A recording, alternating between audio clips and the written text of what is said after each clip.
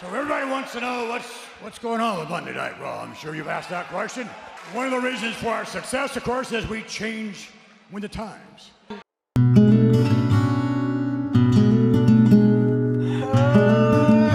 Oh, and this is the latest episode at the time of recording of MMWP, Modular Media Wrestling Podcast. The podcast for me and Simion. Say hi. Happy New Year! Woo! We made it! You clipped your microphone. I know. Also, I've got streamers all over my computer now.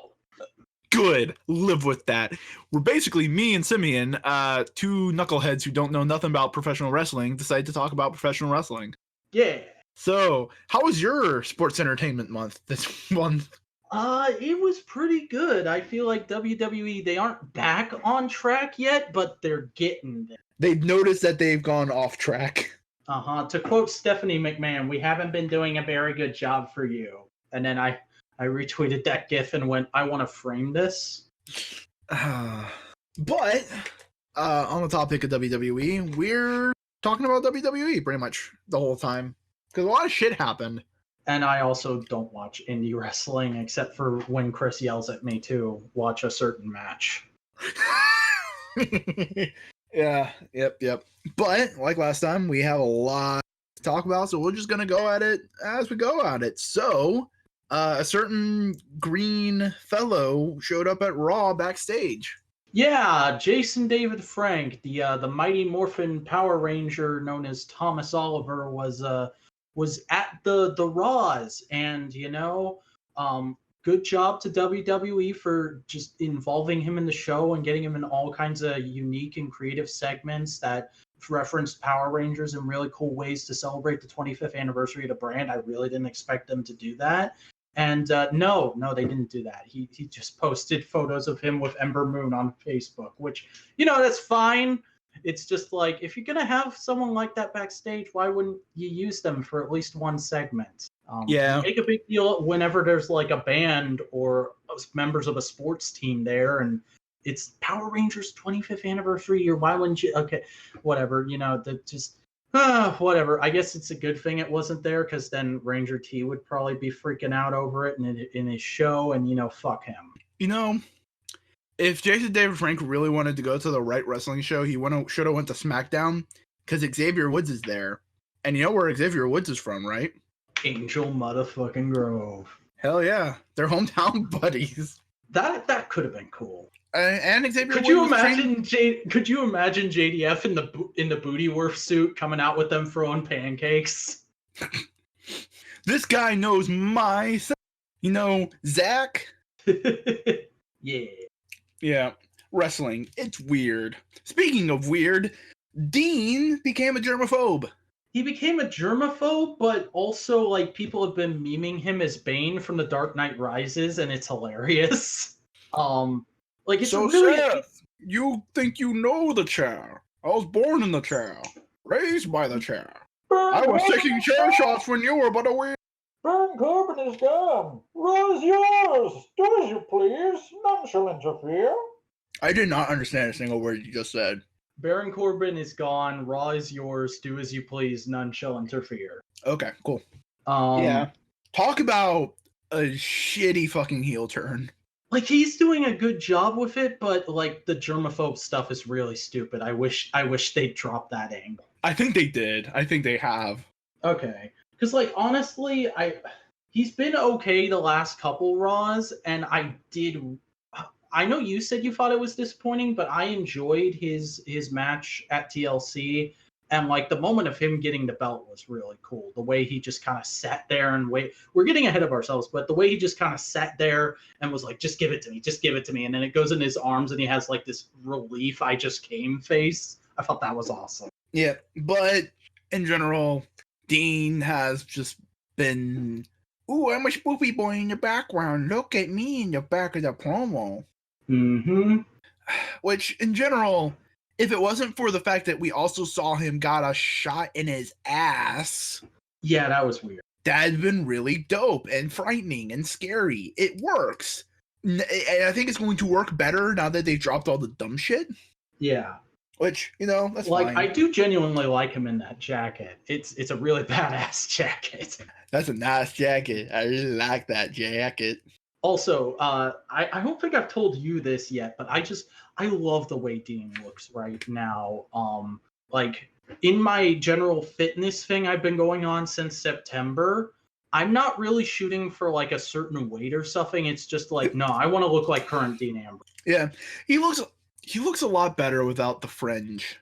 Yeah, he looks better with a clean, close cut hair. Mm-hmm. And also, with how muscly he is and how short he is, he just looks like a bulldog whenever he starts mean mugging. And I'm like, yeah, that's badass. Yeah, but that's Dean, and then Nia Jax.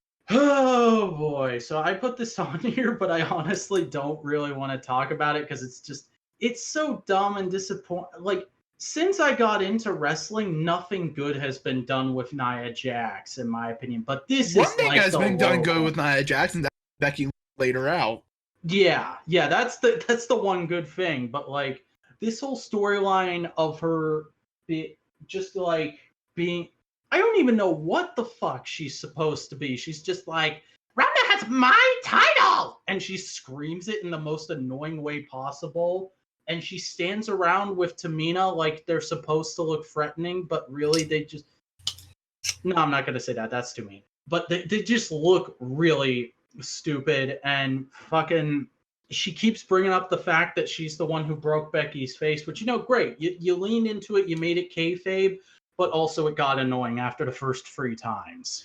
And you did it like 20 times. I'm fine with her like keeping the nickname Facebreaker. That's kind of badass. Nia Jax, the Facebreaker. Oh, that's kind of... But like when she just holds up her fist and goes, I'm the Facebreaker. And it's like, She look... You know what she looks like? She looks like a grade school bully that's not that intimidating the moment you're older than her. Yeah.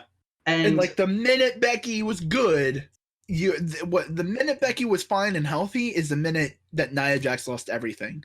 Yeah.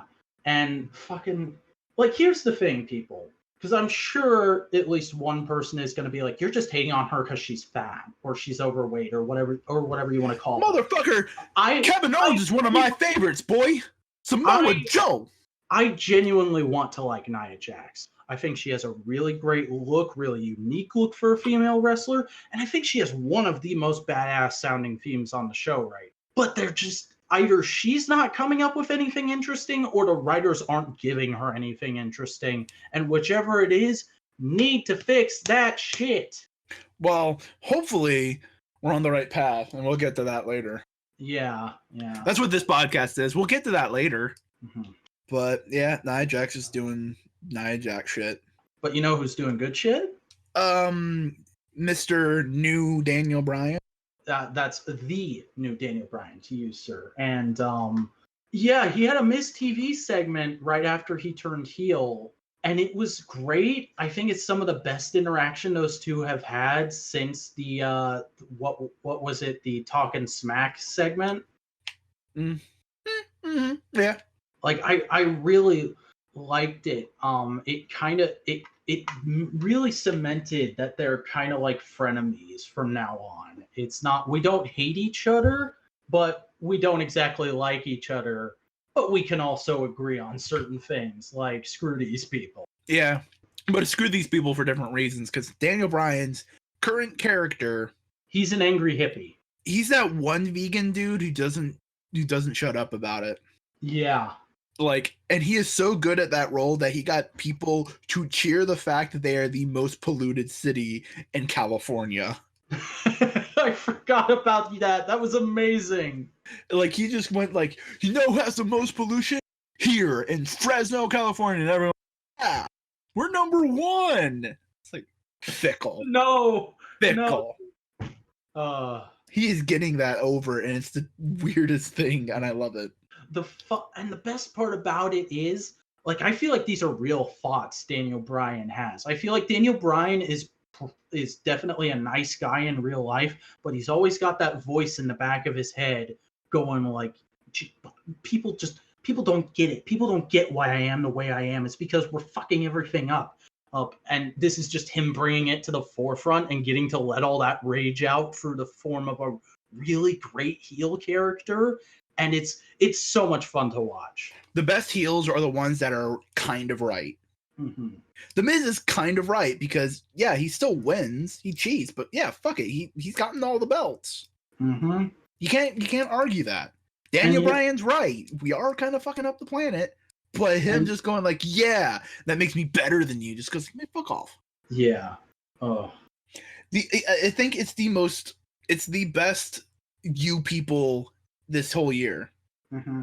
I feel like there's some people who are going to be pissed at me for this. It is upped Becky Lynch as the best heel turn of the year because it feels the most natural. Like, Becky's came from a place with her, but with Daniel, it feels like, yeah, this is a way Daniel Bryan could be as a person. Yeah, but here's the thing about Becky Lynch. The fans didn't want her to turn heel, so that's what made it bad. And WWE course corrected and went like, all right, fine, she's a badass. Yeah. Which, good on them for acknowledging. There'll be, we'll talk about that later. Like I said, that's the second name of our podcast. That's going to be the second time. That's the dog type. Yeah, last month was a month of disappointing Raws. This is the month of we'll talk about it later, or we'll talk about it at the end of the month. But you've been watching the cruiserweights.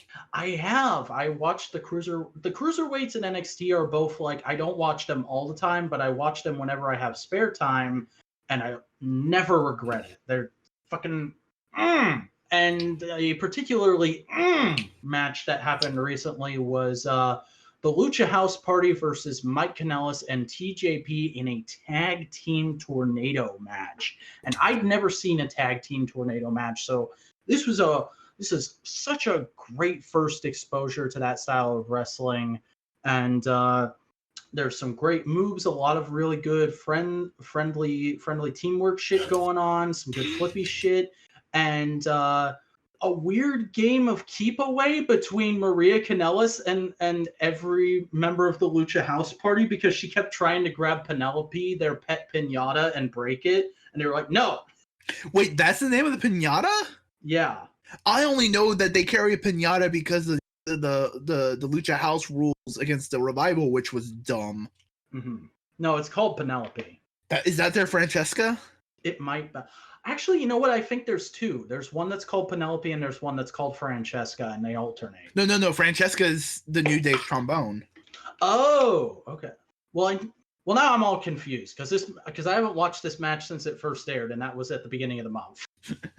But yeah, this is a good ass match. Like I keep saying, if you're gonna watch anything from 205, watch the stuff that involves the Kanellises, because they are just some of the best heel shit I've ever seen. But I mean, the cruiserweights have been slipping and sliding around everywhere. Mm-hmm. I mean, think about it. Lucha House Party's been on Raw, and then we have Mustafa Ali, which we'll talk about later. Yeah. Tommaso Ciampa.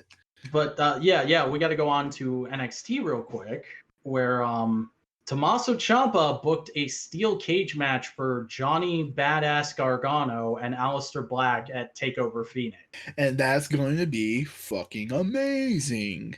Yeah, and I just loved the segment. This was like such a good freeway promo where it's like it's very clear that two of these guys want to move on from it, or one of them wants to move on from it, and the other is like, no, fuck you, this isn't over. And the other one is just like, this is funny as hell, I'm gonna play along.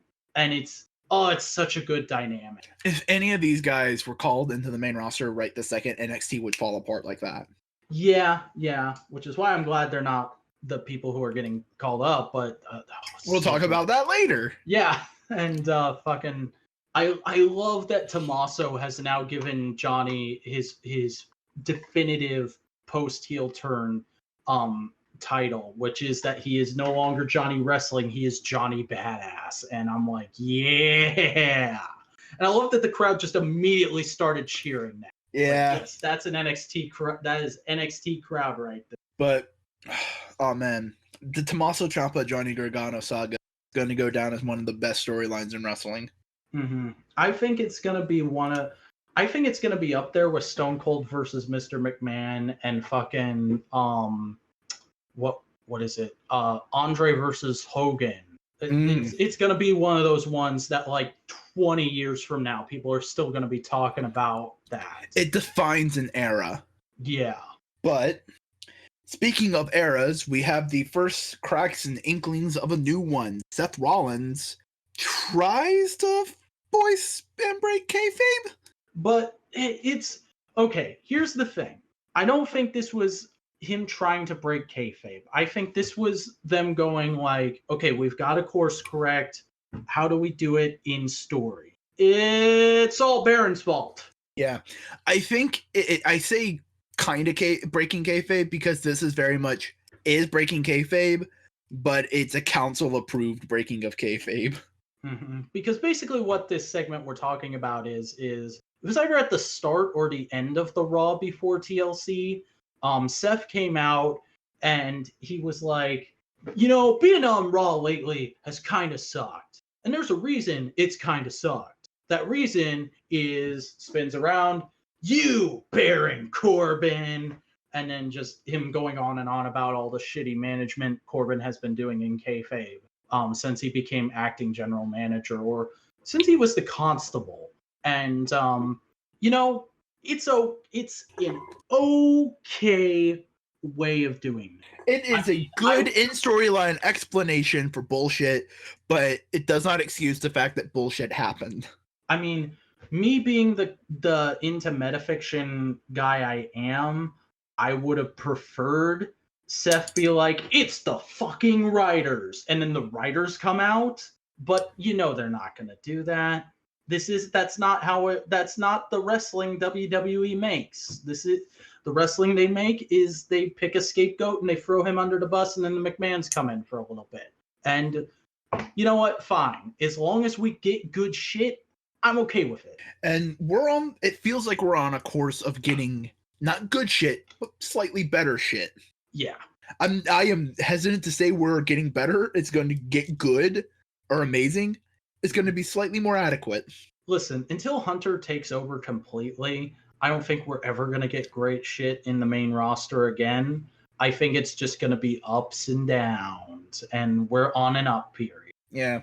Honestly, though, it kind of feels like Hunter is taking a little bit more of the creative control. Do you want to jump into it or do you want to wait? We'll get into that later. Okay. All right, well, let's go ahead and move on to the SmackDown before TLC. And the new Daniel Bryan. The new Daniel Bryan was basically doing his shtick that he's been doing, coming out and going like, "You people litter and eat meat," and all that kind of shit. And then Mustafa Ali comes out, surprising everybody, going like, "What the fuck?" Mm-hmm. And basically runs down Bryan, goes like, "Bryan, you are a hero to every single one of us cruiserweights. Like, no joke. Even the guys that I hate still love you. What is going on? This is you used to be cool, bro. What happened, bro?" And then Daniel Bryan was like, and then Mustafa Ali brought up a good point, and then Daniel Bryan swerved and went like, "All right, fine. What kind of car do you drive?" And Mustafa just went like, "An SUV. I have a pretty big family." And then Daniel Bryan just lays him out.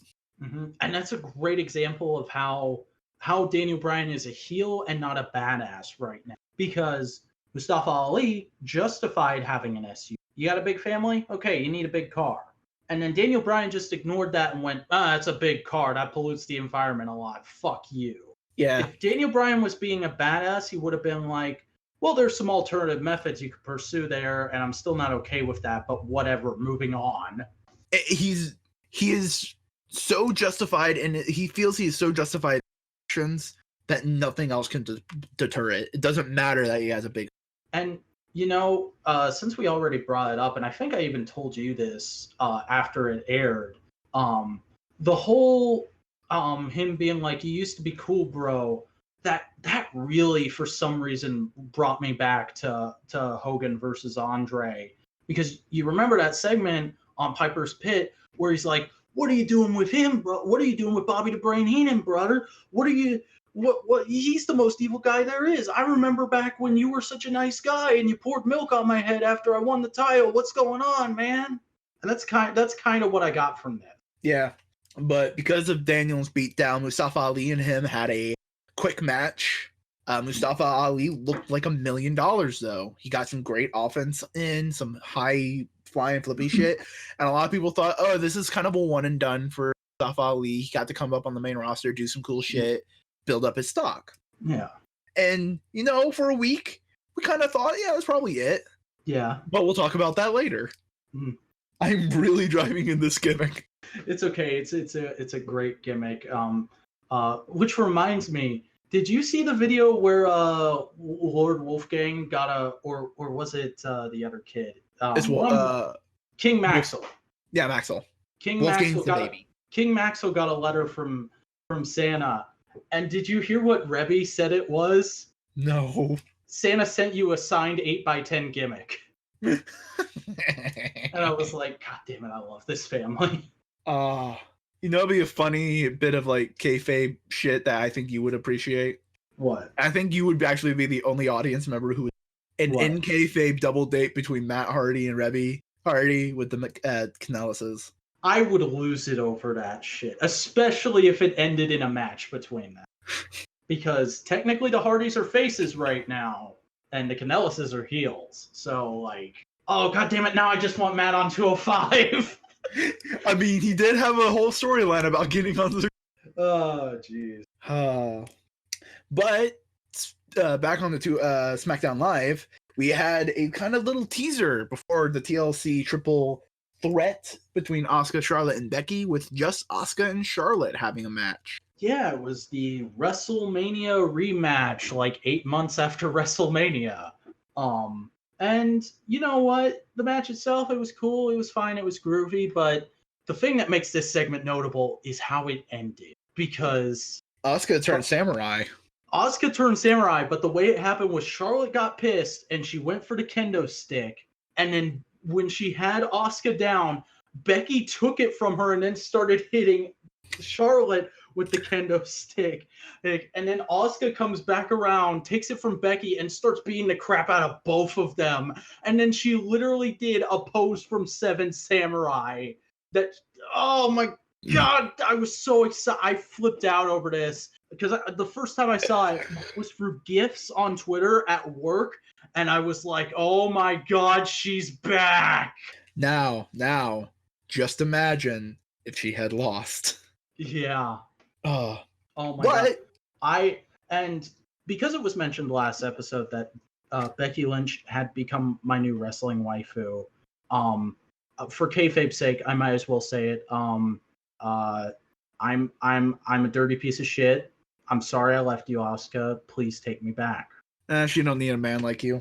Please, I'm desperate. Becky makes me do the dishes.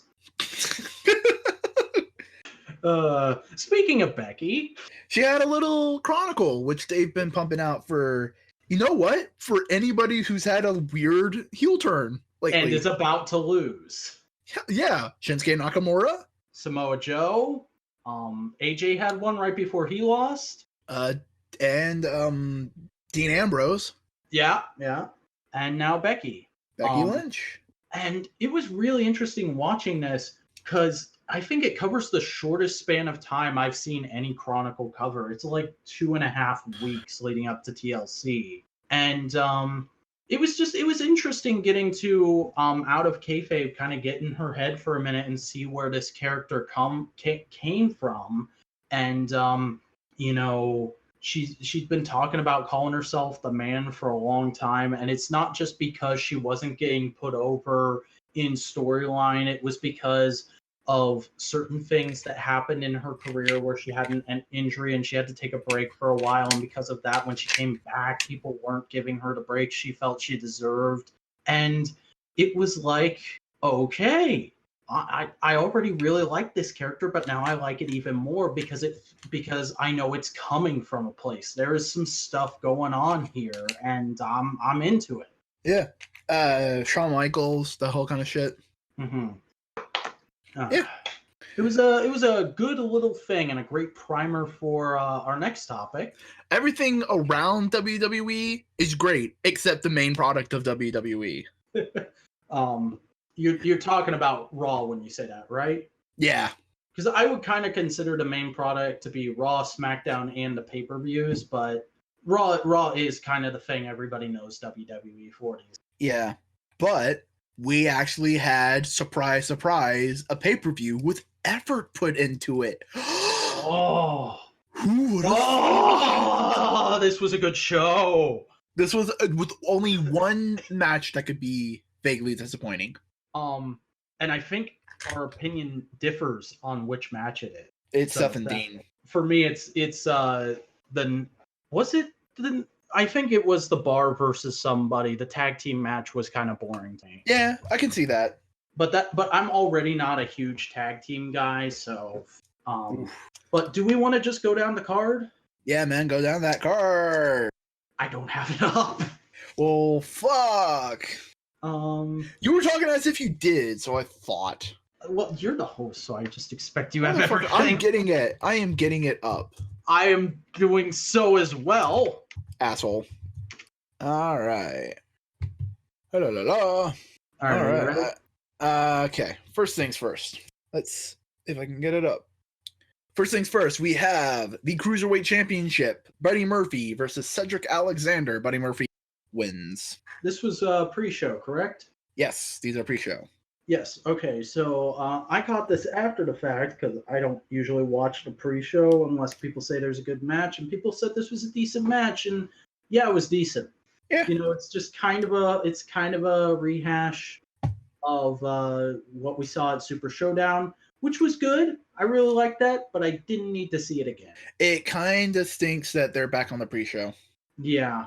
But then we have Elias versus Bobby Lashley in a guitar in a ladder match. Yeah, and this is good. I've been digging this whole rivalry, so I liked seeing them face off again, and a lot of chemistry there, a lot of fun stuff going on, and you know, good boys doing solid, good mid-card work. All right, and now we have the beginning of the actual pay-per-view and the end of Mixed MMC. Mixed match challenge. Motherfucker, you couldn't even do it on the first go. I know, but we needed to say it right once. So, which was Mahalisha versus the Fabulous Truth. And so I want to get something out of the way real quick before we talk about what actually happened in this match. Yeah. And I'm gonna post a photo in chat, the screen cap from the match. Is it just me, or is Jinder wearing trunks with mistletoe right above his dick? I can see that, yes. That was the first thing I noticed during this whole pay-per-view, and I was like, what the fuck? But essentially, Mixed Match Challenge shat the bed so hard because anybody they'd wanted to win got injured until it became two joke teams. Yeah, it kind of just became... Mixed Match Challenge became so much of a joke that they just made it a joke. Yeah. But you know what? It was a good joke because I honestly really like the Fabulous Truth. I know some people find him annoying, but I think it's the best comedy duo WWE has had all year. It's a really good rebranding for Carmella. R-Truth is always hilarious to me. And this is... And part of me thinks R-Truth is going to get like a at least an upper mid-card push soon. I think that's what they might be going for here, is like Truth is getting up there. He's not like up there, but he's getting up there. So let's try and give him like one really good run before we have to start scaling him back. Yeah, which, you know, would be nice for Truth. Mm-hmm. But we'll talk about that later. Yeah. Essentially, whoever won got the 30 positions at the Royal Rumble and a free paid vacation to wherever they want. And R-Truth and Carmella win, so they now have the 30 spots in the Royal Rumble. And Truth... There's a bit of a twist, because they kept asking people, so where do you think you're going to go? And people would say, well, we're not sure yet. We're thinking maybe here or there, but we're not really worried about it. We're just trying to focus on winning right now. Well, and the twist is everyone was supposed to have their answers submitted before the finale, but they didn't say that until after this match ended. And so R-Truth is like, don't worry, I got us covered. I submitted it. Guess where we're going, Carmella? And she's guessing like all these really fancy like places a girl that her character would want to go to. And he goes, no, think somewhere more exotic, more cool. Come on. An epicenter of culture. No. It's none of those places. We are going to the WWE headquarters in Stamford, Connecticut. And then Carmella just has a great face of like, I should have expected this. It's the funniest thing in the world. And since nobody has done it yet, I just like to say I have dibs on setting this clip to the Always Sunny in outro. Nobody else can do it. I'm going to do it on my parody channel called Toku in Your Butt. If anybody else does it before me and I see it in Epic Donut Dude's playlist, I will come after you with legal power. But no, that was great. That was hilarious. And I'm so happy that they're actually going to film follow-up segments with them at the headquarters. Oh, it's going to be hilarious. Yeah. Especially with R-Truth. And I don't think we've seen the headquarters in a few years. So that'll be like a cool little, oh, look what's changed kind of a thing. Yeah. I think the last time we may have gotten like a big look at it was the commercial they filmed. Yeah, the commercial where they changed the time of Raw. I was thinking the one earlier from the Attitude Era where. Oh no, you mean the Super Bowl ad? Yeah. Yeah, that's a good one. There's that. I can't remember if that came before or after CEO 316. I have no idea. Oh, whatever. Next match, Usos versus The Bar versus The New Day. This is okay. Yeah, we've gotten this match several times throughout this year. Yeah. I feel like everybody in the tag team division, or I guess I have to say now, the men's tag team division of SmackDown is kind of played out at this point. You know, I love the New Day to death. The Bar are cool. The Usos, I could take them or leave them. But, like, honestly, we need something new with these guys. We need a bit of a shake up here. We'll talk about that later. Yep. Because that's addressed. Mm-hmm. But the Bar retained their title after Bro Kick. Yeah. So a pretty typical Usos Bar New Day match. They always do pretty good for that kind of stuff. Mm-hmm. Next is Braun Strowman versus Baron Corbin, a TLC match where Braun will be number one contender if he wins. Corbin will be full-time Raw GM if he wins. And oh my God, this was the most fun I've had with Raw roster members in so long. I love that Braun just comes out and he goes, "It's a TLC match, bitch. Anything goes." And he just brings out all the baby faces on Raw. Everybody Corbin has been shitty to comes out, and they're just like, "Cheer, motherfucker." Yep. That was. And once Baron Corbin's on the ground, Baron does a one-footed pin. Mm-hmm. And you could probably look at this moment as the kickoff of this next era that we're in right now, our attempted saga. I don't want to call it an era. You know what? I definitely agree with that. The Seth segment from Raw was kind of like the prologue. This is the first chapter. Because basically they said this is the metaphor for the problem we're having right now, and here's the end of the metaphor. No. Yeah. But it was fun. And it kind of sucks that the Raw after too. They didn't drag it out. This wasn't like a 10-minute match of Corbin getting the shit kicked out of it. It also kind of stinks that they had to repeat it on Monday on Raw. But it had a little bit of a different wrinkle, but we'll get to that later. Natalya versus Ruby Riott in a tables match. Ruby Riott's been antagonizing Natalya, going like, your father didn't love you, and all that kind of bullshit. It's a very classic heel kind of dynamic that was going on. And this is one of the most surprising matches of the night. I thought it turned great. It was amazing. Yeah, because like this rivalry started off really solid, and then it just got kind of like unceremoniously shoved into the background. And then like the last go home angle for it was pretty solid with the table, Jim Neidhart on it. And then this, I believe you summed it up best, where you said like you felt like this is a good send off for Jim Neidhart in kayfabe that we couldn't have gotten without the fact that Natalya did grow up to be a wrestler. Yeah, because essentially it was a wrestling match between Natalya and Ruby Riott, but there was a feeling that she wasn't fighting for herself. It was kind of more of like, this is one last hurrah for Jim Neidhart that he couldn't have gotten because he's dead now. Mm-hmm. Because Ruby Riott brings out a table with his image on it, and he's there the whole time. And eventually, I still want them. By the way, I still want a segment on the network. It doesn't have to be like a full show or anything, but just give me like some kind of video of Ruby Riott walking into Kinko's and ordering the table. Hi, I ordered a vinyl printing of a man. What does a man look like? Canadian. Ma'am, Canadians look like everyone else. Are you sure about that? But anyway, Natalya put Ruby Riott through a table with her own image on it. Ooh, burn. Yeah. So that happened. It was a solid match. I was not expecting much from it, and it turned really good.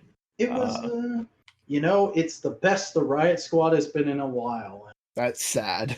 I really want good stuff for the Riott Squad, and I'll talk about like something they could do with them a little later. But I'm glad. It's Ruby Riott, Liv Morgan, and who's the third one? Sarah Logan. Yeah, Sarah Logan just got married. Oh, did she? I didn't know. Yeah, to one of the members of War Raiders. Well, dang, Mazel Tov to the both of them. Yeah, they had a Viking wedding. Because of course they did. I mean, what else would you expect from the both of them? Nothing less at all. Yep. But the whole the Riott Squad was all there. It was cute. But next in the match, Finn Balor versus Drew McIntyre. So explain the appeal of Finn Balor to me, because I want to get it, but I just don't. Well, that's because you haven't been watching Finn Balor. You've been watching Smiley Balor. That's a completely different character. Because Finn Balor's a cool rock and roll kind of guy with a leather jacket who doesn't take shit. Who, if the need comes, he turns into a motherfucking demon and kills people. What we've been seeing is a guy called Finn Balor who just smiles at everything. I see. Because, I got into wrestling just before the Rumble last year, or I guess this year. It's weird how we're recording this and releasing it later, but I've not seen anything with Finn Balor that has made me like him. I mean, when he came out and took down Baron Corbin really quick during that one pay-per-view as the Demon, that was kind of cool, but that's like it. Like, I really feel like there should be something there, and people keep telling me like, oh, Finn Balor's so great, but WWE just won't let him be great. And I'm like, explain to me why he's great. I don't get it. You just gotta look at the old Bullet Club promos and like his NXT stuff where he's just like, nah, fuck you, mate, I'll do what I want. I mean, his whole arsenal is very, very pissed off. He just stomps on people. Oh, damn. I mean, that's what a coup de grace is. He just gets on the top rope and stomps on someone. I see. So it's like watching the Punisher not be able to kill people. That's kind of where Finn Balor is. It's like it's watching a badass guy. It's like watching Wolverine, but he's not allowed to swear. Okay. It's like watching Deadpool, but he's not allowed to break the fourth wall. He's there, but there's something missing, and he's not allowed to do it. But they're saying they're going to be pushing Finn Balor soon, so hopefully we get some of that. Fingers crossed, my dude. But otherwise, this was an okay match that I honestly kind of zoned out there. But Finn Balor wins after Ziggler does some interference against McIntyre. So yeah, Rey Mysterio versus Randy Orton in a chairs match. Oh my god, this match was so good. It was really good. These guys, fucking hell, there's a reason these guys have been around as long as they have, and the fact that this match can still happen is it. Just the bit where all those chairs were lined up and ready for an RKO. It was great. Here's the thing, it was out of expectation because they didn't end. I'm sorry, could you say that again? it was interesting because they didn't end it on a finisher. They ended it on a regular move, which was surprising. Yeah, I didn't think about that, but they totally did. But really good, solid match from two classic wrestlers. Mm-hmm. Next, to see where they take Randy next, because I feel like this storyline is kind of done now. Next, Ronda Rousey versus Nia Jax for the Raw Women's Champion. Good match. Yeah, you know, as much as I complain about the current state of Nia Jax, this match was amazing. I feel like both of them gave it their all. There was some incredible stuff going, like the bit where Ronda slammed Nia, my jaw freaking. And yeah, it was just a great title defense. And I know there's some people who still don't like Ronda because they feel like she's doing way too many MMA moves, but honestly, it just works, and it's really cool seeing two competitors with such different fighting styles go up against each other, at least for me. People shouldn't complain about Ronda Rousey when you had Ken Shamrock, MMA extraordinaire, and fucking Brock Lesnar. Like, but I feel like everybody's kind of done with Brock Lesnar at this point too. Oh yeah, no. Yeah, fuck Brock Lesnar.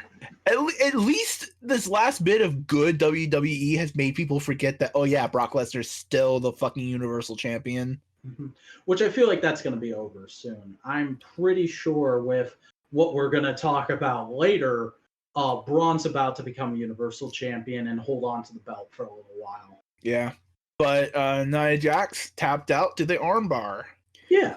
Which Ronda Rousey's armbar just looks amazing, mainly because that was her actual like go-to finisher move in the MMA. Yeah. But next, the new Daniel Bryan versus AJ Styles for the WWE Championship.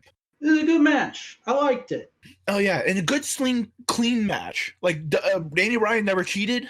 Yeah, that was something they really easily could have had him do what Becky did in one of her first title defenses and start hitting him with the belt, and they never went there. I really liked that. Yeah, it was just a good, solid match between two well-trained, well-seasoned guys. Mm-hmm. And correct me if I'm wrong, but wasn't this the match where he kept getting out of the ring at the start to psych AJ out? No, he did that with Brock Lesnar. Oh, yeah, okay. Yeah. But Daniel Bryan retained, and there's also another little thing about championships that I want to talk about later once we get to the later bit. Mm-hmm. But good, solid match. And then we have my disappointment of the night. Seth Rollins versus Dean Ambrose for the Intercontinental Championship. Mm-hmm. Which, you know, I wasn't hugely into this story, so it didn't didn't disappoint me. I thought it was going to be okay, maybe pretty solid, and it was okay, pretty solid. I think the biggest thing was it was going in like a blood feud. Like, man, I'm pissed off at you, fuck you. And they started doing a regular wrestling match. Yeah, this should have been a TLC match. I even then, like, it could have been just a regular match, but like the first thing they do is just do a lockup. Like, what the fuck? I thought you guys, like, why are you doing that? Just start beating on each other. You like, know, start fucking each other up. Does the main roster do street fights anymore? Because I feel like this would have been great as a street fight. Yeah, just do something like that. But I think someone pointed out that there was a story there that could have been explained better if that was the direction they were going, where Seth Rollins was purposefully doing a regular wrestling match to prove that Dean didn't actually get into his head. It was more of like, I am going by the rules, going by the book, because you didn't get into my head. Okay. If that was, like, they could have made that story clearer if that was where they were going, and I would have like, yeah, this is cool. But either way, Dean Ambrose, Dirty Deeds, done dirt cheap, and we have a new champion. Yeah, and I don't know about you, but I really dug the way he got the belt, like it was handed to him, because he just kind of got down on his knees, looked up, and was just like, give me the fucking belt. And the ref puts it in his arms, and he just makes this face like he just came. And I'm like, yeah. Not afraid of dirty shit now, are you, Dean? Oh, it was good. He wears it to bed when he goes lie down next to Renee. And Renee's like, what the fuck? How am I gonna have like this is gonna be popping in my head whenever Corey talks and asks about shit, right? Like I know they're actively not talking about their home life in kayfabe, but in my head I'm like, she's not mad at him or being standoffish about this. She's just slightly exasperated about all of it. She's like okay, I guess I understand, but like you should still be nicer to Dean, to Seth. It's gonna be real awkward when we invite him to Thanksgiving. We're not inviting him to Thanksgiving. Why not? We have invited Seth and Roman every year for Thanksgiving ever since the Shield. It's like, we're not doing it. God. He's like going through a goth teenager phase. Renee's cooking dinner. Dean's in his office listening to Linkin Park. Yes! Oh my god! Dean, honey, come down. Dinner's ready. I'm not hungry, Renee. Dean, you need to eat. I'm only hungry for Seth's head. Dean, okay, you need to eat. I'll take it there. Feel that. And then she goes, okay, well, I guess I don't have to do anything in the bedroom tonight. God. Okay, no more fan fiction. Yeah. We have the main event of TLC, which, fuck yeah, this should have been the main event. Charlotte Flair. I don't think she's being very fair right now. Charlotte Flair, Becky Lynch versus Asuka. TLC match for the women's title, the SmackDown women's title. The first women's TLC match. And which, thank God, hats off to WWE for not having Stephanie McMahon come out every week and make a huge deal out of it. They mentioned it like once or twice and just said like, they mentioned like, hey, this is the first one, just so you guys. That's it. Yeah, and that's all you need. Fucking just leave it. But this was a fucking slobber knocker. Yeah, this match was amazing. Like, remember when Asuka is standing next to the barricade and just out of camera, Charlotte just boom. Yeah, and I love what Asuka. I got to go to Asuka's Twitter right now because she tweeted out that GIF and said something. And she's just like all up in Charlotte's boobs. Like, people were like gifting that a lot. You know that's on the subreddit wrestling for the plot. Oh yeah, but her goddamn Twitter. A solid fucking TLC match. Bunch of hard hitting shit. Like, this was just good. And then at the end, you have Charlotte and Becky on the top of the ladder trying to get to the belt when who should pop out, but fucking Ronda Rousey. She came out and interfered. That was cool. She knocked down Charlotte and Becky because Becky put her in an armbar a couple weeks ago, and Charlotte beat her with the kendo stick, and she was pissed off at him. Mm-hmm. And this gave Asuka enough time to just go like, all right, cool, I'm getting the belt. And she got the belt, and Asuka is champion now. And ladies and gentlemen, our time has finally come. Yep. It's I look forward to this new era of peace and prosperity with y'all. And just like the new outfit Asuka has right now and the way she looks coming out, it's so badass. I love her new mask, which is just her regular mask, but bedazzled as hell. It's who knew bedazzles could be fucking badass. Mm-hmm. But yeah, TLC was fucking good. It was a good old time, and I'm big happy about it. And then the Raw after came out. And do you mind if we take a quick break? Because I'm getting texted by someone. Yeah. You do that, bro. I'll get me a drink. All right. We'll be right back after these messages. All right, I gotta go unlock the front door for my mom. So. Oh.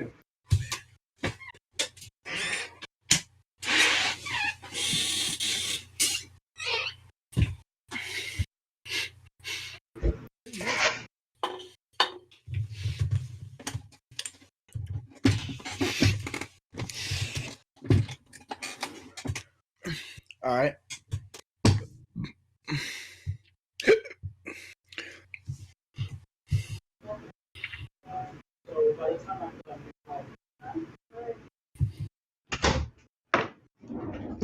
I am back. All right, cool. I brought cake. Bangarang. I brought a cake because we're celebrating Asuka's victory. But you know what? We're in the second half of the show now, so I think we should finally talk about that thing that we've been saying we were going to talk about later. Basically, because Raw has been on a ratings decline, they announced, oh, hey, Vince McMahon is Raw after TLC. Mm-hmm. And he was, but also his son, Shane McMahon, and the son he actually cares about, Triple H. That was too good of a joke. I had to tell it. And I love how, because we're not used to having the McMahons on Raw too much. So it was like pop after pop of him coming out and everybody being like, yeah, fuck yeah, Vince is here. And then he's like, get out here, Shane. And then Shane comes out and everybody's like, what the fuck? Shane's here. No. It was Vince. Then it was... Was it Stephanie next? Stephanie next, and then Shane. Yeah, and everybody's like, "Oh, hey, Stephanie. Okay, yeah, well, whatever." That makes sense. She's supposed to be the commissioner, and then Shane comes out and is like, "Holy shit!" And then Shane's supposed to be the SmackDown Live guy. What's going on? And then Triple H comes out, and then people who are in the know goes like, "Oh shit, it's happening! It's fucking happening!" I am firmly believing that Vince McMahon is currently still in charge. He just has a giant Triple H-sized bird chirping in his ear more. He is, we are in a transitional era now, everybody. The McMahons have come out to present a united front, but really, this is the final stage of Hunter's grooming. I'm pretty sure Hunter is about to become CEO, and I'm so excited. I'm so happy that they're acknowledging that they've been doing a shitty job and that they're going to try and listen to what the audience says more. And that, as I put it here in the card, they sentenced Baron Corbin to a public execution. Yeah, they're never going to say we're the ones at fault, because that also puts Triple H at fault. And if you're going to set Triple H up to be the next guy, you can't do that. No. But hopefully, it's Triple H becomes the main head of booking for Raw and SmackDown, and not Shane McMahon, fucking Shawn Michaels becomes head of NXT. Yeah, because he's been having so much fun at NXT. I'm not aware. How involved is he at? Pretty involved. Like, he's Hunter's right-hand man. Oh, okay, that's cool. Like, that's not specifically his job. He has a specific producer. Like, he sets up matches and books them.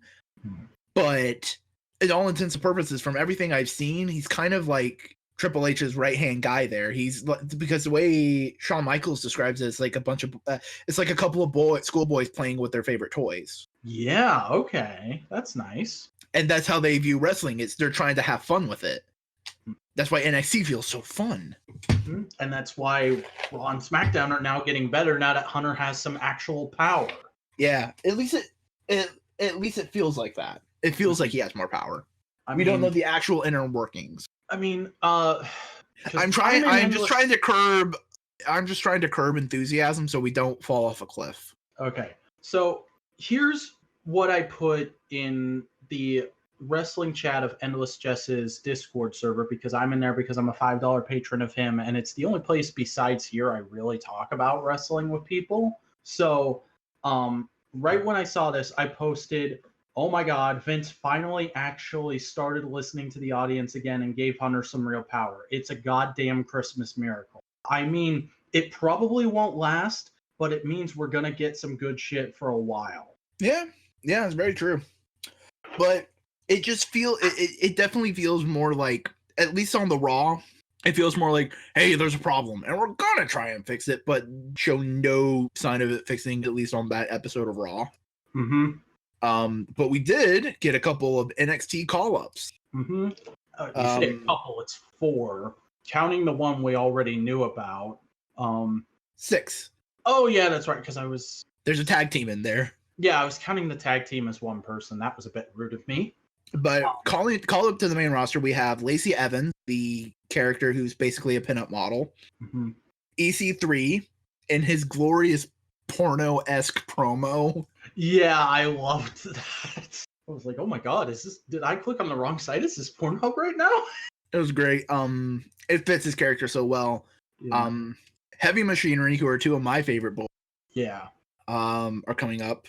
They're a tag team who love steaks and love weights. Steaks and weights, baby. Steaks and weights, okay.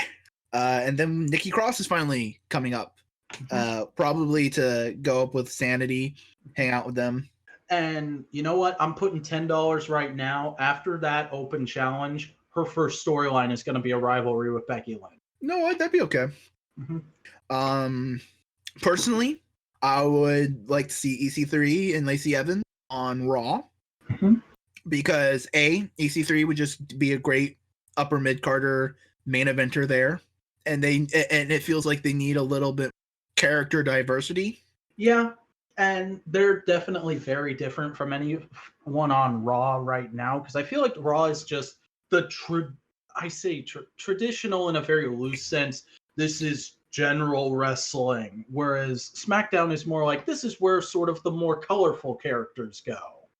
Yeah, and I believe that SmackDown's women is solid. Yeah, you have Becky, Charlotte, Asuka.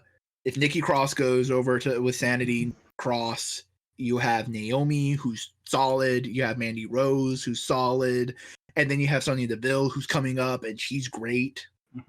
Like, it's a lot of solid Raw people. Side, like honestly, the only female wrestler I really like on Raw right now is Ronda. Everybody else I feel like has been kind of bland and uninteresting lately, and that's honestly really upsetting because I really want to be hugely into Bayley and Sasha. The Riot Squad are cool in concept, and you know, Natalya should be cool, but she's only cool every once in a while.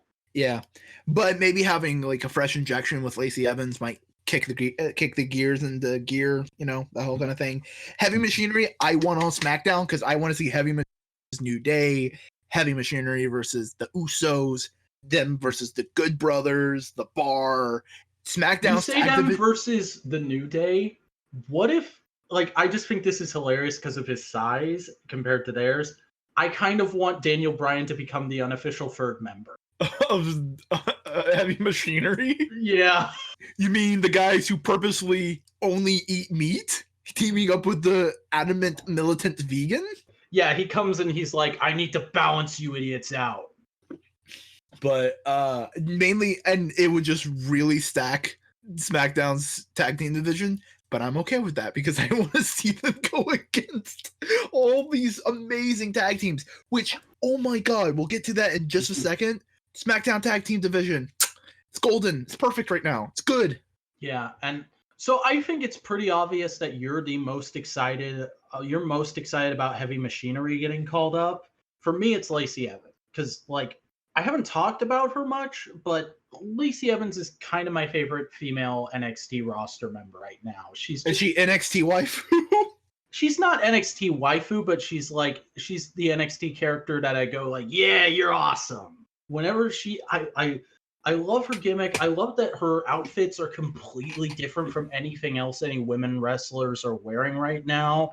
And I love how she plays with the sort of female stereotypes of back in the day and makes them completely badass. Like the idea of her coming in and getting rid of societal trash with her women's rights. Oh, that's great. I can't wait to see her do that to the, you know what? I want to see her come in and get rid of all the societal trash on Raw. Let's make it happen, people. # clean up Raw. Yep. But Heavy Machinery are just like top notch. I love the caterpillar where those a bitch. Oh, yeah. And I did watch this week's NXT and they had a pretty solid match on there. Yeah. Heavy Machinery are like solid, but with the way NXT's tag division's kind of feeling right now, there's not a place for them. Yeah. They are good. Why they're a good choice to get called up. Yeah. Like I've been hearing some people going like, yeah, great, we have NXT call-ups, but it's like nobody actually wanted them. And it's like, no, that's good. If we actually wanted them, they wouldn't have a place on the main roster right now. That's the thing. NXT call-ups should be when they're good, And if they don't have anything going on in NXT, Aleister Black, Gargano, Velveteen Dream, all of them have like ongoing storylines and character arcs. So that wouldn't make sense to bring them up. So since we've already talked about kind of where we want everyone to go, and we talked about Lars in the last episode, how do you think everyone's going to debut? Because my money is on all these people are in the Royal Rumble. Nikki Cross is in the Rumble. Lacey Evans is. EC3 is going to be in the Rumble. Heavy Machinery, no. There's going to be a tag team match, and someone's going to go, do we have any challengers? It's an open challenge. And then Heavy Machinery pop.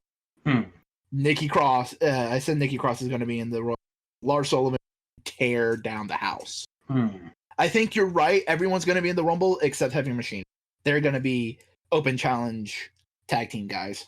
Okay, makes sense. Like, I can see like the bar going like, we don't have any challenge SmackDown, like insulting everybody that we fought everyone on SmackDown a million times. And then you have Cesaro going like, oh, we have, because he's wearing a mouth guard. Yeah. That's a dumb joke. Why did I make it? I don't know. I feel like with the characters who have mouth guards, they should just play into it more. Like, just make Shinsuke Nakamura Japanese Bane. Just do it. But have Heavy Machinery come out and go, okay, we're gonna get ourselves some belts. Like, I would fucking love it if Heavy Machinery just comes out and immediately become tag champs. Like, that would be good. I would dig that. Not sure how anybody else would, but I think a lot of other people would be a little rubbed the wrong way by that. But I'd be down for it just because it would shake things up so thoroughly. And like, it would be like, oh shit, these guys came out of nowhere and they destroyed the bar. What are we gonna do? And like, they're same kind of guys. They're not like badass versions of themselves. They're sort of like, take some weights, okay. And like, everybody's trying to figure out like, what the fuck? Okay, how are we gonna deal with this? Like, what are they gonna do? And they're trying to figure it out, and they're just a bunch of goof who are just really fucking strong. That's fantasy booking. Yeah.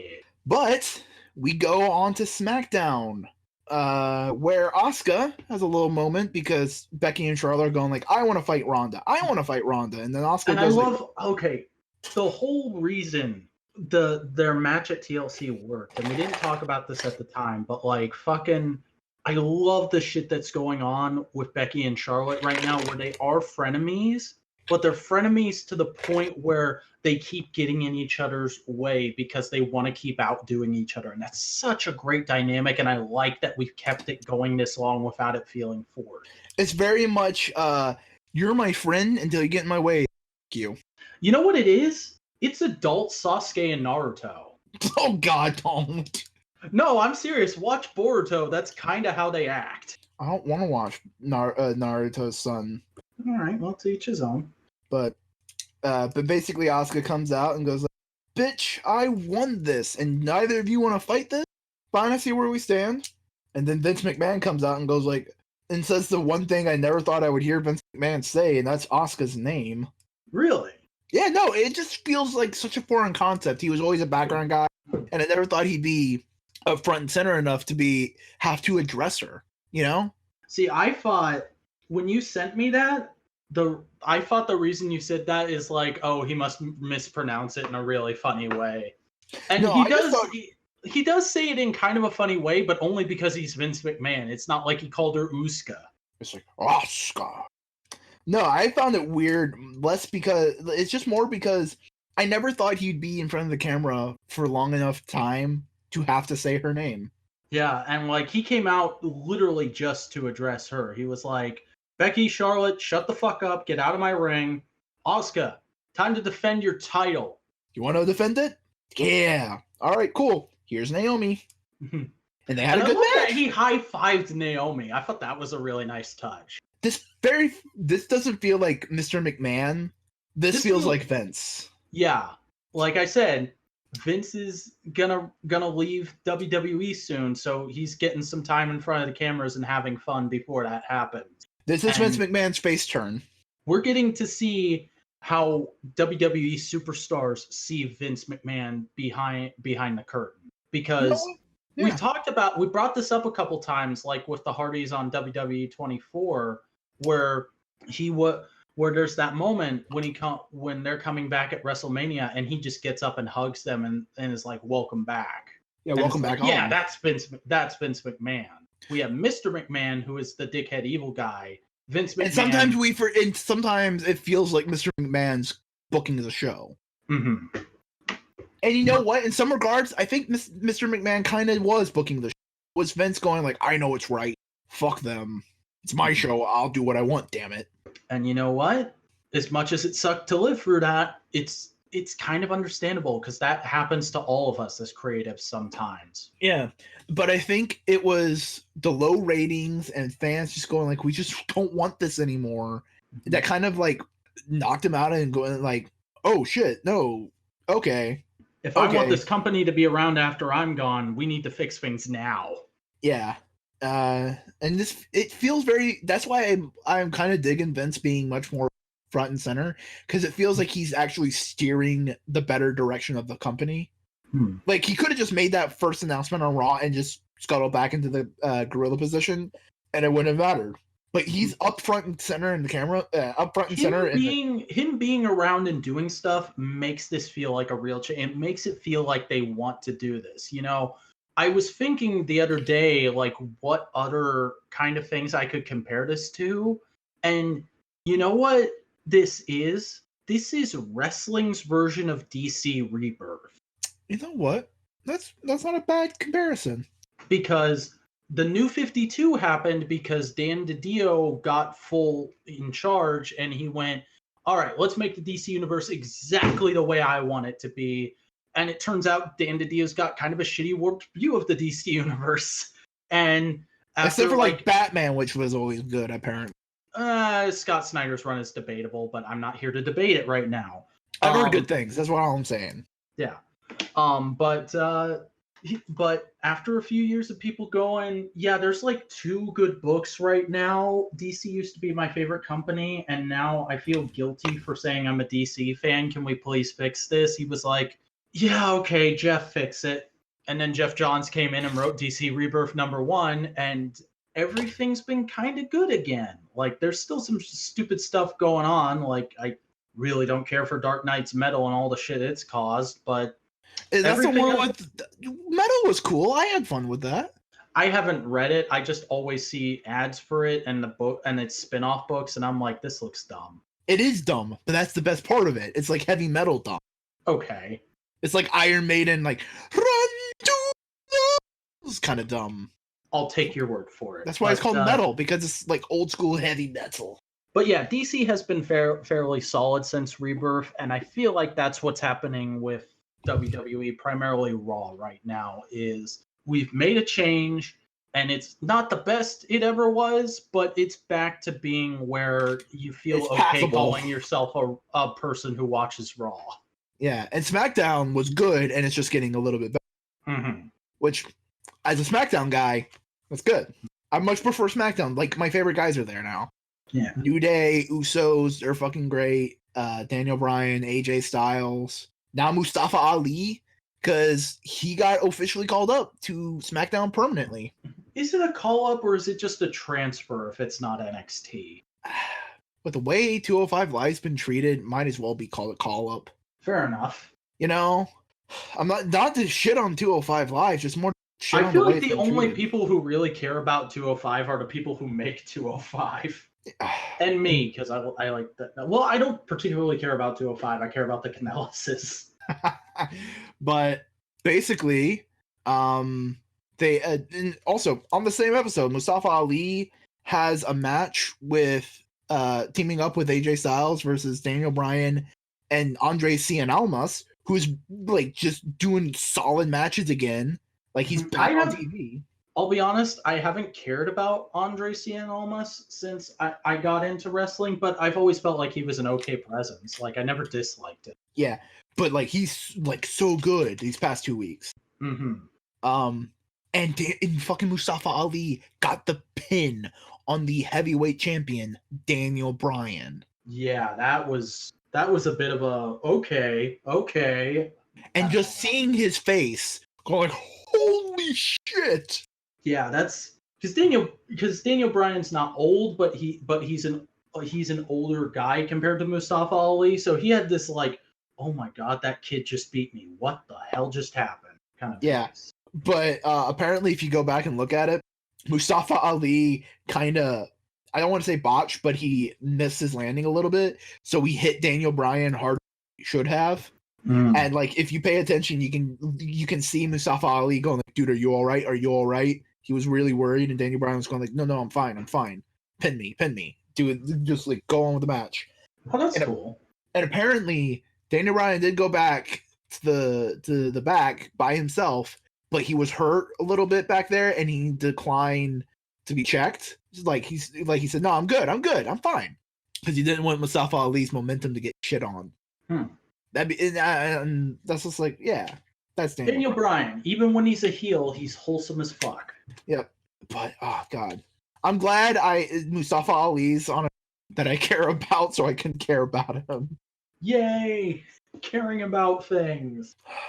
But the next thing is this last week of wrestling, which were all pre-taped, so the wrestlers could go home and celebrate with their family for Christmas.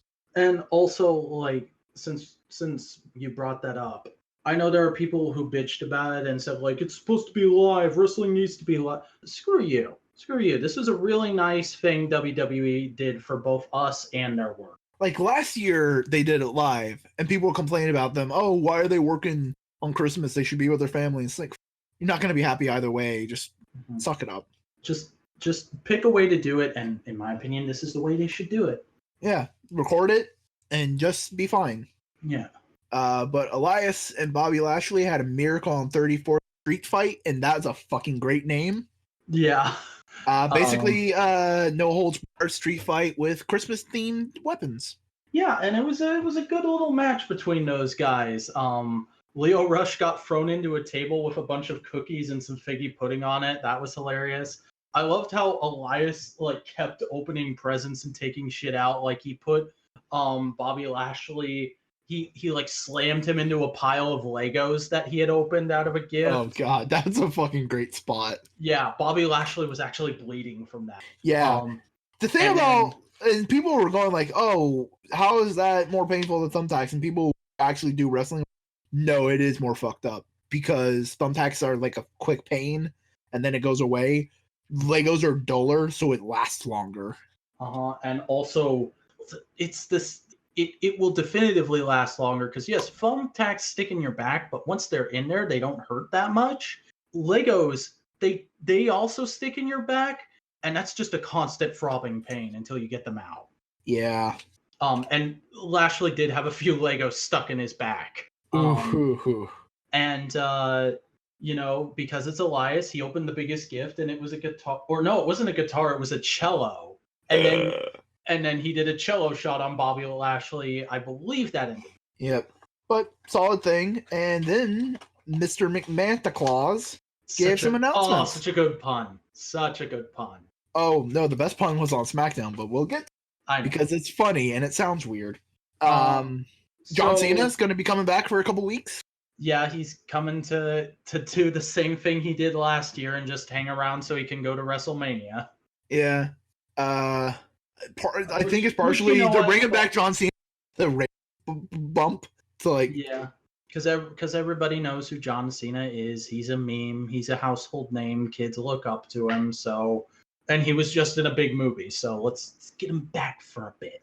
Yeah, and a return of the women's tag team champion. Yeah, big.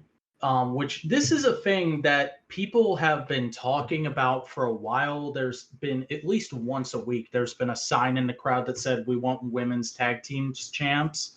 I believe at one point in a match, it was either Sasha or Bailey took the sign out of the person's hand and held it up in the ring.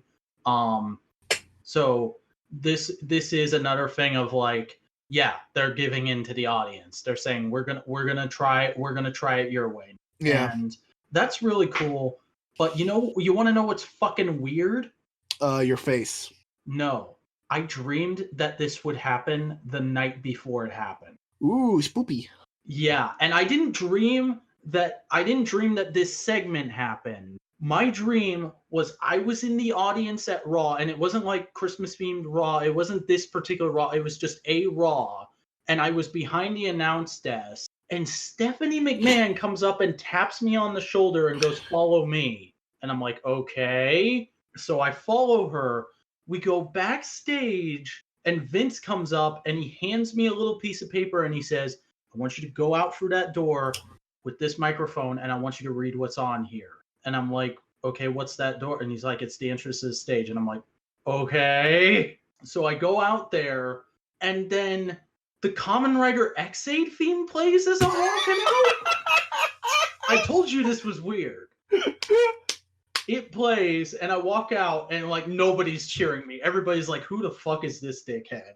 And so I look at the card, and I say, "Ladies and gentlemen, Mr. McMahon would like to announce the reintroduction of the women's tag team division." And as I'm saying this, I notice that every female Raw roster member is standing along the ramp, and everybody just loses it. And I walk down through the ramp, and Sasha and Bailey are right at the bottom, and I just stop and I go, "I know you guys are really excited for this. I really hope you're the first ones to win it. Good luck." And then I keep going, and I get back in my seat, and that was the end of the dream. That's a dream. Yeah. But more changes to Raw. Apparently, Raw was still improving. I haven't watched it. It's been solid. I won't say it's been great, but it's been like, it doesn't feel like a waste of time anymore. That's good. But now SmackDown happened, and Daniel Bryan confronted Truthy Claus and Carmelfa. Yeah, this was a fun little segment. So you have a fantasy booking angle with this, right? I have a vague interest because the way R-Truth talked, it was very much, "Hey, I want that belt," which every person on that roster should be wanting the big title belts. Everybody should be going for the belts. And the fact that R-Truth, a guy who's been like a comedy jobber for the past couple of years, is wanting the belt, that's great. Mm-hmm. But also, like you said, he's getting older. He may want to retire soon, but he's been a good asset for the company for a long time. It'd be nice to give him like, at least if not a run with the belt, like a good run for the belt. You know what I think's going to happen? I think he's going to win the Rumble. He's going to say he wants to challenge Daniel Bryan. They're going to have a WrestleMania match. He'll get the belt and then lose it the next night. Oh, God. Because Truth's a comedy character. So, like, and he's not even going. I don't even think he'll lose it in a match. I think he'll lose it in like a really hilarious gag way. That would do so much damage to that belt. I don't want that. I would just like to see R-Truth get like a good couple solid matches. That'd be nice. Yeah. Maybe have like a little Andre Cien Almas for who's going to be the number one contender. That'd be nice. Yeah. You know? That'd be just fun. Have angry quick and like has to be reminded to relax going up against R-Truth, the guy who's the most annoying person on the roster, in the best way possible. Yeah. That'd be fun. And like Truth spends half the segments thinking he's Rey Mysterio because Andre used to be a Lucha Libre wrestler, and Rey lost his mask at one point. Yeah. Oh man, sorry, I thought you were Rey. Anyway, how's it going, Kalisto? Man, where's the rest of your Lucha house party? And he's just standing there fuming, and what's her name? Zelina Vega is looking at Carmella like, "Why do you hang out with this guy?" No, they're off to the side, kind of like talking. Why are you with this? Why are you hanging out with him? Hey, he's fun. He's fun. Don't worry about it. He compliments my big dick energy. Oh God, I'm surprised that hasn't been like used for like a promo yet. I'm AJ Styles. I got BDE. No, it has to be like a really over women's character. Becky Lynch needs to say she has big dick energy. They're not going to be allowed. They're not going to get away with saying big dick energy on TV. It'd have to be BDE. So she comes out and she's just like, I'm the only SmackDown women's roster member with BGE. I should have that belt, Oscar. Because that's what Becky Lynch sounds like. Yeah, no. You have shit accents. Oh, I do. God damn. That's why I've kind of embraced starting to say something in someone's voice and then going, because that's what that person sounds like, and then continuing. But on this same SmackDown pre-recorded, Rusev becomes our new United States champion. And if anybody has to beat Shinsuke Nakamura, one of my fave boys, I'm glad it's Rusev. Yeah, and hopefully we'll actually get some coverage for this belt now, because ever since Shinsuke got it, it kind of faded into the background. Yeah. And, like, I love Shinsuke, but what the hell, man? You should have been out there. He wasn't given anything to do with it. He wasn't, like, they didn't want to do anything with it, which is bullshit. Yeah. Have Rusev have a good little run. Have R-Truth win it. Have him have a good little run. Cien Almas, have him win it, have a good little run, then have Nakamura come back and get it and have like a solid run. Or better yet, have Nakamura be going after the main belt because he deserves it. Yeah, and you know what? Speaking of Shinsuke, I just want to say, like, we shit on his blue outfit a show or two ago. I really like the one he wore during this match. It's much better. I think it was mainly shit because he was wearing a SmackDown. I just didn't like it in general, but like his new outfit fits him so much more. Not just because it's red and he's known for wearing red outfits, but I really like the balance of color on it and how he's able to move in it. Yeah. The blue outfit, he always looked slow in the blue outfit for some reason to me. But on this last SmackDown before this recording, Mr. McMahon gave AJ Styles a little you wrote pep talk. It was more like poking a bear. Yeah, but I feel like that's Mr. McMahon's version of a pep talk. Stone Cold, yeah, boss. You're gonna go out there and you're gonna kick some ass. I always do. Well, he didn't quite kick enough ass last week. Hey, fuck you. Stone Cold Stunner. Yeah.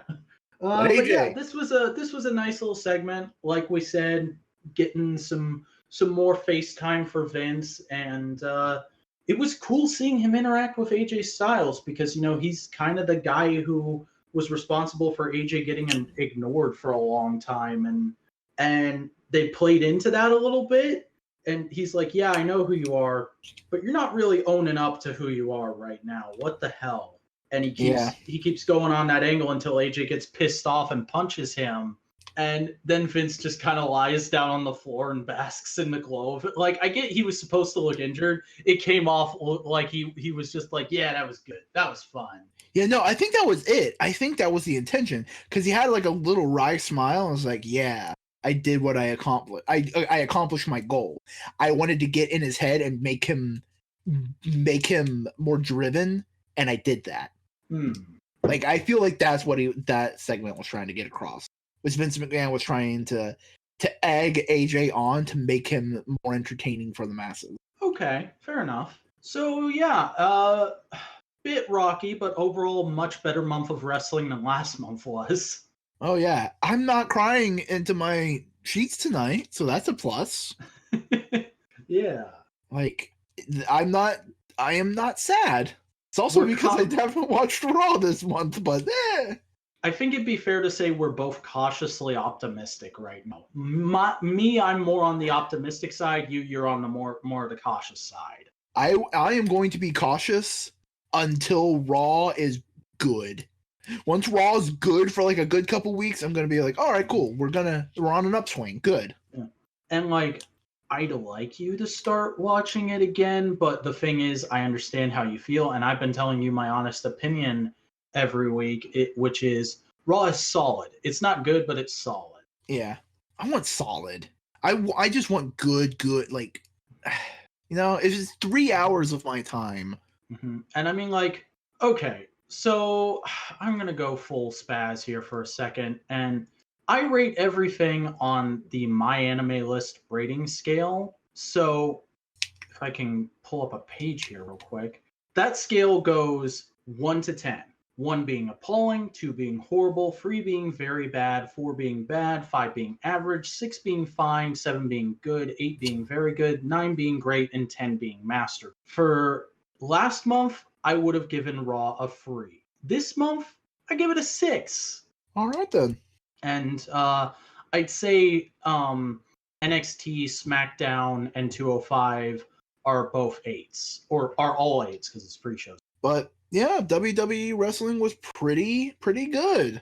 It was indeed. And we got some things to hopefully make things better. Yeah. And then we got the Rumble coming up, which is going to be pretty good. Do we want to announce what we're doing with that? Sure. Because I specifically asked for a day off work, so I don't know if it's going to be live, but we're planning on doing a live reaction show to the Royal Rumble. Like our pre-version of our wrestling podcast before MMWP became solidified. Mm-hmm. Like we did for, what was it? Super Showdown. Super Showdown, yeah. Yeah, because like we're not going to do that format a whole lot anymore, but I feel like if there's any regular pay-per-view that warrants that format, it's the Royal Rumble, because part of the fun of it is who's going to come out next. Yeah. We may do some streamy bit with that. We'll try and do it. Figure it out. Yeah. But yeah, wrestling. Yeah, hell yeah. So, now that we have talked about wrestling for way too long, where can they see you talking about Tokusatsu?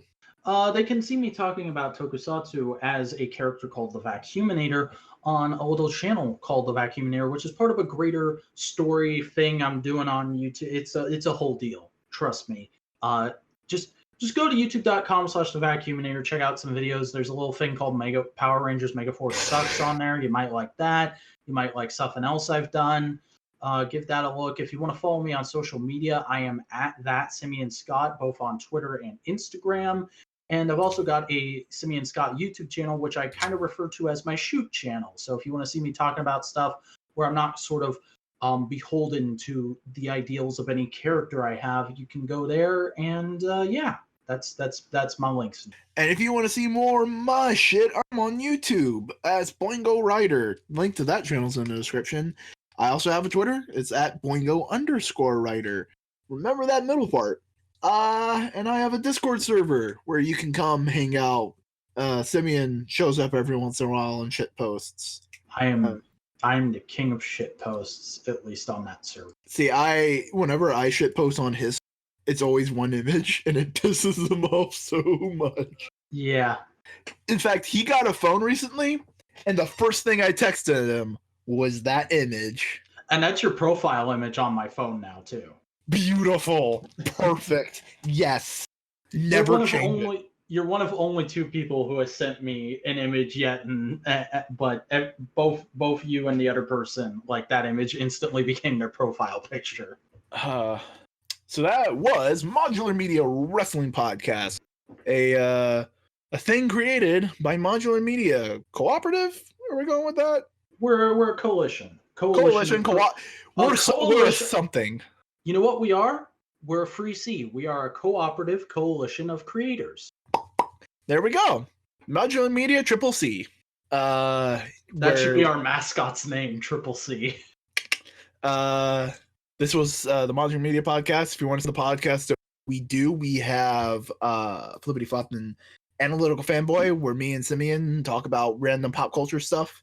And we have a new podcast coming out. Simion, why don't you give them a rundown of what that is?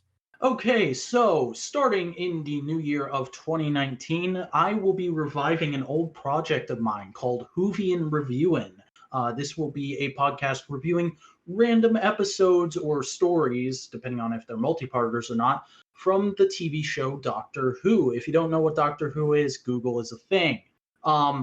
It's going to be myself, Chris, and the original co-host of the podcast, Bill Forsyth, will be popping in whenever he has the spare time, because he's a very busy person, and that's part of why the podcast ended back in the day.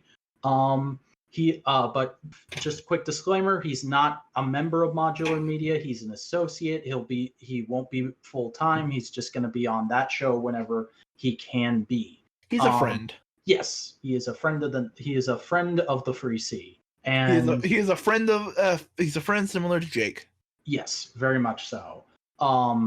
And we'll be having some fun times talking about one of my favorite science fiction franchises. And it's very interesting how we're gonna have kind of three stages of fans in there. Is I think will be the main appeal of the show, where Bill has seen everything. He is a huge Doctor Who fan. He's seen every episode of the show. He's read some of the books. He's listened to a few audio dramas. Me, I've listened to like 2 audio dramas. I've seen a handful of the classic stuff, and I've seen everything from the new series. Chris has seen the new series up until Stephen Moffat took over. Yeah. You can probably guess why I haven't watched. Because you don't like Moffat's writing style, or just his take on the character? I don't like Moffat. Okay. That's... I didn't know that was exactly how you felt, and that'll make it very funny for when we review my favorite episode, if that ever happens, because my favorite episode is one of his early ones. Not from his era, but one of his early Doctor Who episodes in general. Moffat's fine when he has a leash on him. Okay. Well, that'll be a thing. We'll talk about it. The first episode of that will either already be out by the time you're listening to this, or is about to come out, because we're going to record it on the 3rd of the year. And it's just going to be like a general introduction thing, but there will be some general discussion of certain aspects of the show. And then we'll